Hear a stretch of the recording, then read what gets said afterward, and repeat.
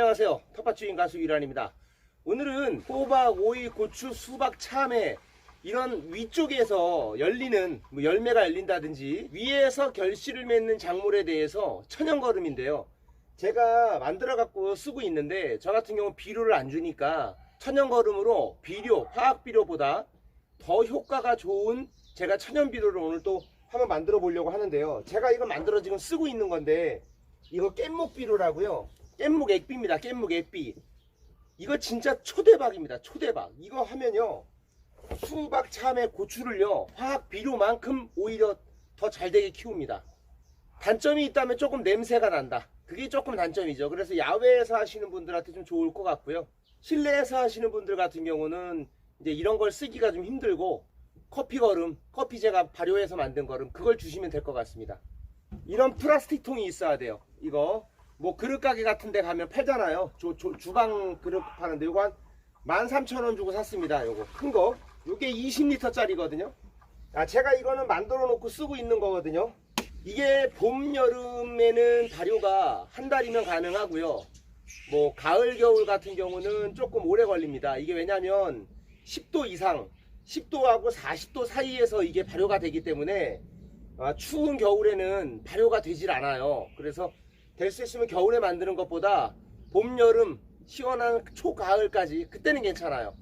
뭐 보통 한 4주 숙성을 해야 되는데 가을 같은 경우는 한 8주 정도 그 정도를 숙성해야지 쓸 수 있고요.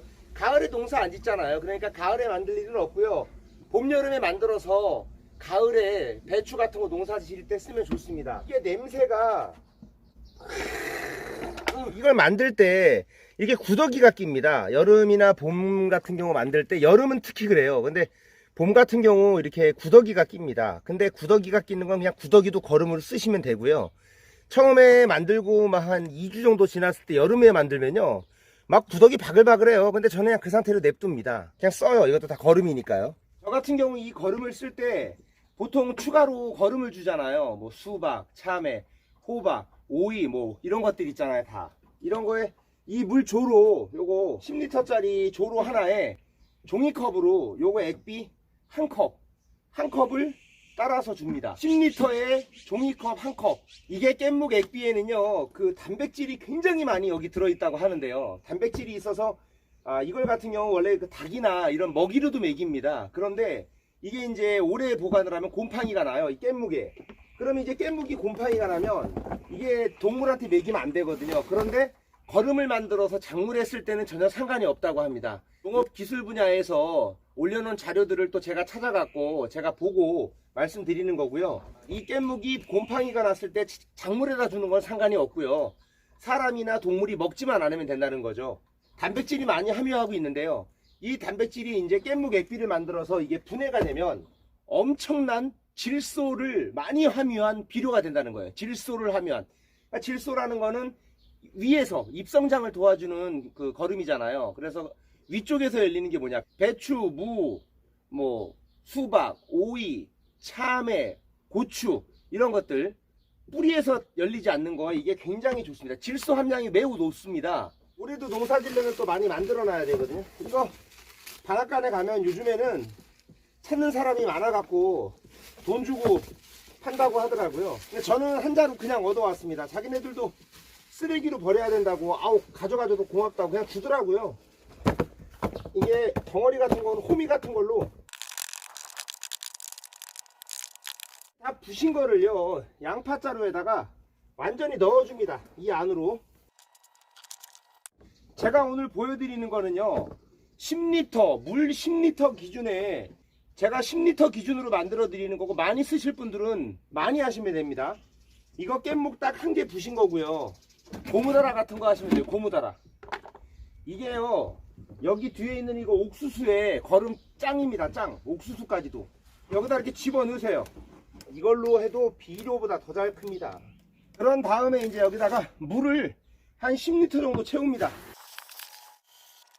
이게 천연거름은요 막 그렇게 막 규격화되어 있지 않습니다. 그래서 이제 대략 이제 어느 정도의 선이라는 건 있는 건데 막 그렇게 막 딱히 막 정해진 건 없어요. 이 정도를 맞춰 주시는 게 좋고요. 자, 그리고 이제 뭘 넣냐, 여기다가 굵은 소금 1000g, 종이컵으로 한 반컵에서 반컵 조금 더 되게 넣습니다. 반컵보다 조금 더 많게.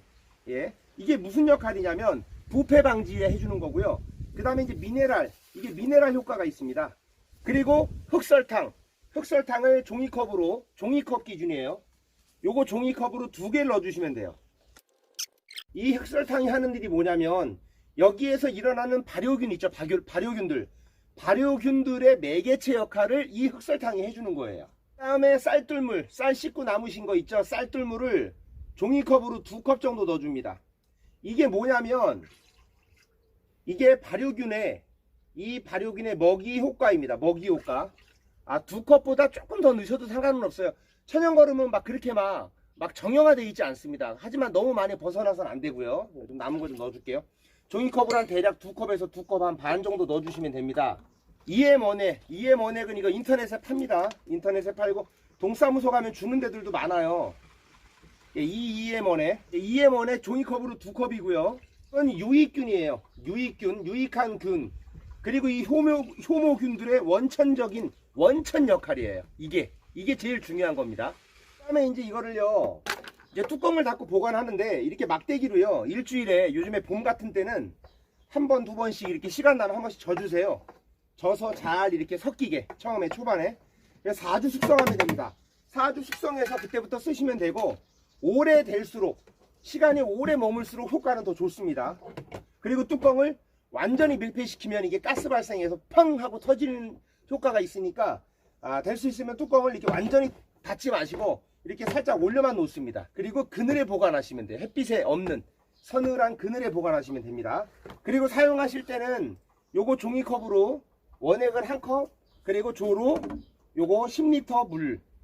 대부분의 작물들 같은 경우 15일에 한 번 정도 추가적으로 거름을 주는 게 정석이고요. 한 20일, 15일에서 20일 정도, 그때가 가장 좋습니다. 네, 여기 구더기가 떠 있죠. 예, 이거 한번 거름 한번 배추에다 추비를 줘보겠습니다. 이렇게 조로에다 이렇게 종이컵 하나 타갖고 주시면 됩니다.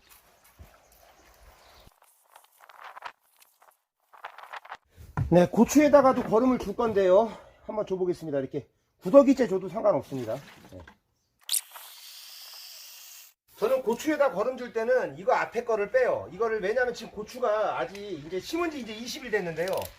고추가 이렇게 작을 때는 뿌리가 아직 이쪽 옆에까지 뻗지 않습니다. 고추가 뿌리가 2달 정도 지나야지 여기 고랑까지 뻗습니다. 밑으로. 그러면 그때는 이 고랑에다가 거름을 줘도, 막 뿌려줘도 옆에서도 거름을 먹는데, 지금은 뿌리가 심은 지 20일 밖에 안 돼서 여기 주변에서 추비를 줘야 돼요. 20일에서 한 25일, 30일 사이에 첫 번째 거름을 주는 거거든요. 저는 이 고추와 사이사이 있죠. 여기를 카타칼로 이렇게 어떻게 하고 있냐면 이렇게 찢어요. 저는 한 번만 이렇게. 이게 너무 많이 찢으면 또 풀 같은 거 나니까 이렇게 하고요. 저는 여기다가 이 액비를 넣어줍니다. 이렇게 아우, 구더기도 나오네. 이렇게 넣어주면 양쪽 뿌리로 이게 전해집니다. 예, 이렇게. 그럼 이 안에서, 비닐 안에서 거름이 쭉 들어가요. 이렇게 주고 있어요. 저 같은 경우는 이거 고추 이거 주잖아요. 깻무객 이거 주잖아요. 대박 잘 자라요. 정말 잘 자랍니다. 그런데 이게 종이컵으로 한 컵이 조금 작을 수도 있어요. 만약에 고추가 완전히 다 자라고 나서, 뿌리가 완전히 다 자라고 한 달 보름이나 2달 뒤부터는요, 이 깻묵 액비 그 원액을 종이컵으로 하나가 아니라 한 2개 정도씩, 2개 반씩 넣어줘도 상관이 없습니다. 그때는 거름이 자리를 잡았기 때문에 거름을 세게 줘도 죽지 않습니다. 오히려 더 좋아해요. 뿌리가 완전히 자리 잡은 2달 뒤부터는 이거를 종이컵으로 하나가 아니라 한 2-3개씩 주셔도 상관이 없습니다. 이게 모종일 때는 하나만 줘야 되는데 지금은 약하게 줘야 돼요. 예. 이렇게 주면 됩니다. 그리고 이제 2달 뒤에는 깻묵 액비를 그냥 이런데 옆에도 이렇게 뿌려줘도 상관없습니다. 고랑 같은데 이런 식으로. 그러면 이제 뿌리가 2달 뒤에는 고추가 여기까지 옵니다. 뿌리가 밑에까지. 그럼 옆에서도 빨아 당겨요. 그래서 거름을 그때는 다 줘야 돼요. 그 다음에 이제 아파트나 베란다나 이런 데서 냄새가 나서, 요건 좀 냄새가 나기 때문에 냄새가 안 나는 걸로 사용하실 분들은 이렇게 저 커피 한 달 전에 해놓은 거 발효가 너무 잘 됐습니다. 이거 지금 너무 잘 됐는데 이거 한 달 발효하면 커피 가루 쓸 수 있거든요. 여기 커피 가루에다가 퇴비 제조용 미생물, 이거 퇴비 제조용 미생물 인터넷에 팝니다. 네이버 같은데 요거 사셔가지고 커피 가루하고 이렇게 커피 가루 뭐 한 5리터 정도, 5리터에 한 주먹 정도 이렇게 해가지고 이렇게 뿌려서 섞어가지고 4주 숙성해서 사용하시면 되고요. 커피 가루 이거 사용하실 때는 발효할 때 이렇게 밀폐된 공간에다가 이렇게 해서 약간 습도가 있어야 수분이 발생이 돼야 돼요. 이 커피가 수분이 없는 상태에서는 발효가 안 됩니다. 커피 발효하실 때는 커피 가루를 이런 팩에다 넣고 그 다음에 요거 퇴비 제조용 미생물 위에다 뿌리고 뭐 정해져 있는 막 딱히 정해져 있는 없어요. 이거는 비싸서 그러지 이런 거 돈 10,000원씩 하는데 많이 못 써서 그러지 많이 넣어주면 좋습니다. 그래서 이게 유익균들이 엄청나게 여기 많기 때문에 이거 들어가는 순간 이 모든 작물에 이제 유익균들이 늘어나는 거예요. 그래서 여기다가 커피 가루에다가 이거 이렇게 한 주먹 정도 이렇게 뿌려서 섞어가지고 이 통 안에서 수분이 발생이 돼요. 그러면 가끔 한 번씩만 저어주면 됩니다. 골고루. 지금 한 달 발효했는데 발효가 너무 잘 됐습니다. 그 다음에 야외가 아니신 분들은 커피 가루 이걸 해서 한번 써보시기 바라고요. 커피 가루도 질소 비료입니다.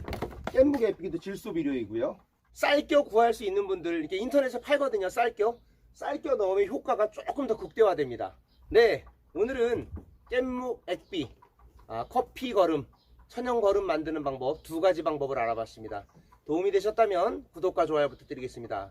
감사합니다.